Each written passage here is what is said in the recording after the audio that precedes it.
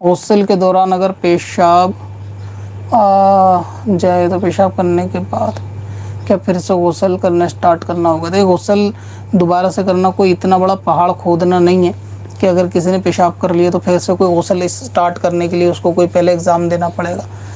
अगर पेशाब करने के बाद हाथों हाथ गुस्ल स्टार्ट करेगा तो इसमें क्या दिक्कत है? वापस नहाना ही तो है, इसमें कोई परेशानी नहीं है। लेकिन ये कि पेशाब किसी ने करा तो उससे वज़ू टूटता है, गुस्ल नहीं टूटता।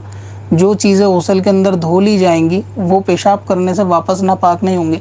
अलबत्ता जो चीज़ें वज़ू के अंदर धोना ज़रूरी हैं वो चीज़ें सिर्फ जो हैं वो गुस्ल के अंदर, वज़ू में जो चीज़ें धोना ज़रूरी हैं वो केवल जो है वो पेशाब करने से बेधुली यानी कि वापस नापाक हो जाएंगी, जिनको धोया जाए। विजिट करें qazacalculator.smswarsi.com पर और इस कैलकुलेटर से अपनी तमाम कज़ा नमाजों का हिसाब मिनटों में करें और डाउनलोड भी करें।